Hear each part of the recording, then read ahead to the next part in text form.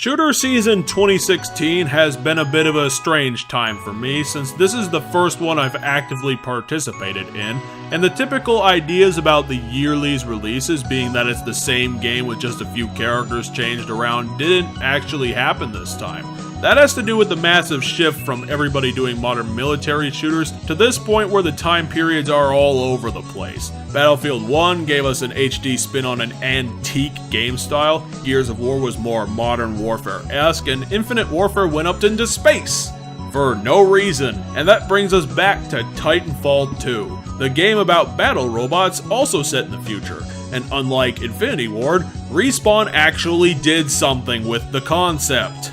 If you've been with this channel for a while, you'll know that I did not review Titanfall. The reason is that this channel currently has an anti-multiplayer bias, and Titanfall was billed as a multiplayer-only game that, while it had some good design and story writing ideas, inevitably fell into the same trappings as other multiplayer-only titles. People played it over and over, essentially doing the same thing on repeat to get upgrades to make the fights more interesting, and then the player base dropped off as the boredom sunk in and people moved on to Overwatch, which will in of itself have a longer lifespan but fall into the same bucket eventually. Titanfall 2 is the series' first foray into single-player storytelling, so I put it on my to-do list. Also, I needed a fourth game from the new releases to keep my schedule working. Anyway, the story starts off in that usual military shooter manner where we're given our main character, Jack Cooper, where he fits into the plot and his ally character in the first 5 minutes. So we've got a set and some boilerplate characters. The problem is that I completely forgot their names within the first 90 seconds of the set dressing, so I ended up calling them Captain Crunch and Pilot Pete. After some tutorial sessions where the player is reintroduced to the platforming and verticality of the game's shooting mechanics, that is going to be the mainstay of the entire game, the Titan army is immediately thrown into combat and it goes to shit even faster than the disaster at the start of Halo 3 ODST. Pilot Pete's armada is obliterated and the player gets a teary-eyed moment after Captain Crunch is killed by the villain cleanup crew. The player has to monkey around and get some batteries to get Captain Crunch's Titan back online and finally fulfill his destiny as BT's pilot. The relationship between pilots and Titans in this game isn't your typical one between soldier and tank.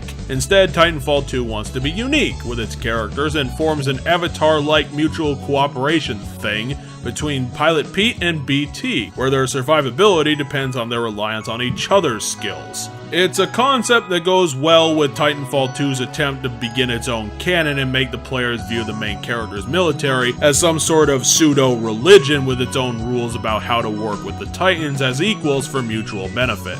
The concept would have been nearly perfect if BT himself wasn't such a boring-ass character. Yeah, they do give you some character development throughout the game in Skyward Sword-style dialogue boxes. It's just not enough to get the player to give a shit about BT beyond basic survival, since the only interesting trait about him is his cliched inability to understand sarcasm and idioms.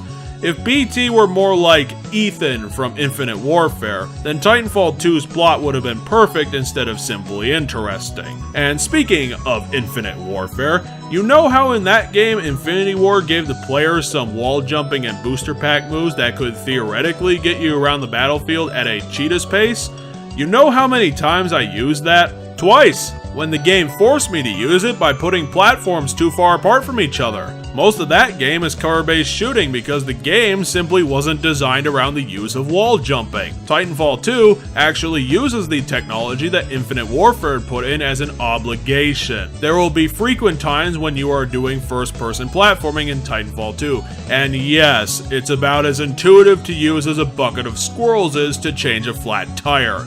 But at least it's there in the game, and being able to use it effectively has actual benefits in combat because the game puts wall running surfaces everywhere. And then there's the other part of the Titanfall 2 unique gameplay pie, and that's BT himself. The whole Titan thing promised by the box art, it's kind of important. Throughout the game, you'll be prompted by BT to join together, or embark BT as the game calls it, and become the unstoppable combat force that you've always dreamed of. Most of the time in the Titan sections, you'll be assailed by no pilot Titan brutes that can be smashed to pieces using the disparate Titan classes you find throughout the campaign, depending on your playstyle, and none of them feel inherently useless, which is good since it opens itself up to multiple strategies and adds in complex combat, unlike your usual shoot the bad men's with the gun we gave you model. BT ends up being able to tank enough damage as you need him to be. It feels like you really are piloting a megaton death machine around the maps, but the Titans that are put in your way still provide an actual challenge, and the frequent health pickups keep the Titan section's pace up so that they feel like an integrated part of the regular combat.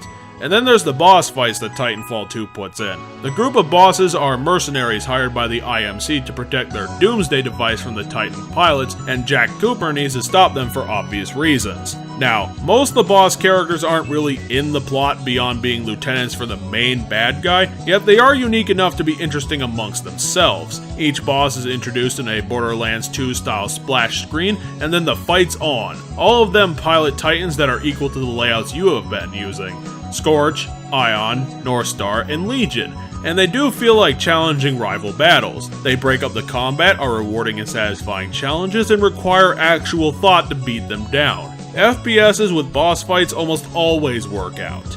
As Pilot Pete cleaves his way through the PMC's forces and constant influx of soldiers, grenades, and robots, the pair is working toward getting back to base. After about 3 missions and I started seeing what Respawn was doing in the story, I was really into it because it uses an old story trope to put a spin on usual FPS plots, where the protagonist simply has to survive their journey and they're constantly assailed by random bullshit problems. However, the plot eventually caves and becomes the usual WMD destruction thing halfway through. It's not a sticking point against the game because by this point it's already a quality title and the ending doesn't screw that up. Of course, that doesn't mean Respawn isn't above regurgitating some other cliches, such as the entire military relying on Pilot Pete and BT to pull the group's entire weight and conduct all the missions single-handedly alone. It makes me wonder why the two needed their military's help in the first place, but whatever, it's still fine, I guess. With their help, BT and Pilot Pete get captured by Blisk and are put in the usual Call of Duty torture position, where Blisk needs to get the WMD that the pair stole out of BT. BT gets broken all to shit and the weapon is taken, leaving Pilot Pete alone and giving us a teary scene for a bit, until BT tells him that he can take the personality core of BT with him and escape the facility. Pilot Pete escapes the fire and is given a replacement Titan to finish the fight, because why have a sad point to a story when you can just toss integrity out the window? Oh yeah, it's because they wanted to double whammy you in the end when BT sacrifices himself legitimately to destroy the WMD and save the pilot's home planet to complete the nod to Avatar. And Pilot Pete continues to his mentor's teachings by being a full-fledged pilot and server to the cause. It's a happy ending all around for Titanfall 2, and hopefully a happy beginning for Respawn's fledgling series at the hands of Electronic Arts. Now, obviously I'm not going to give Electronic Arts much credit on how well this development worked out, because it's clear that this was a Respawn baby with a lot of heart and talent put into its creation, and Electronic Arts' only real contribution was that they didn't step on Respawn to crowbar on useless bullshit to meet unstable executive demand. However, it also didn't sell as well as Battlefield 1, and probably not even Infinite Warfare, which Electronic Arts may decide to idiotically blame Respawn and Titanfall 2 themselves, instead of the brilliant idea to release both games side by side, and not realizing that Titanfall 2 had an earned name recognition at that point. It damn well deserves it though, since it manages to be the science fiction game that Infinite Warfare could only hope to be. It has excellent world building, great art direction,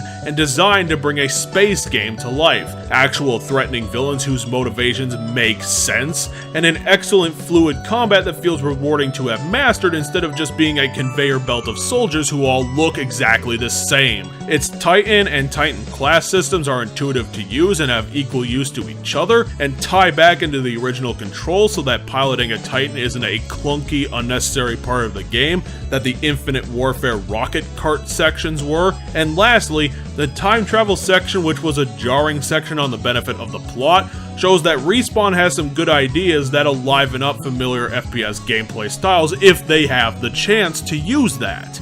Titanfall 2 is one of those games that's being corralled into a competitive marketplace of Battlefield, Call of Duty, Halo, and Gears of War, all competing for slots on the Xbox One, and maybe getting buried under games simply because of lack of name recognition. Which is why I'm glad to see that more famous commentators are getting the word out and showing off Titanfall 2's good graces in their 2016 end of the year list, because it's one of those games that proves that putting effort into the single player campaign is a worthwhile thing to do, and it's above all a fun game that people should be buying in bulk. You know, guys, this has been an odd shooter season this year because it's overall been full of great games, and even stranger still is that Electronic Arts' productions have been the best. And it's insane that I'm admitting that Battlefield 1 and Titanfall 2 have quote-unquote won this year. Shooter season 2016 comes to a close, and it'll be marked as a positive time for video games overall. Next week we'll be moving on to another series, so until that time, let's Titanfall a final score to this video,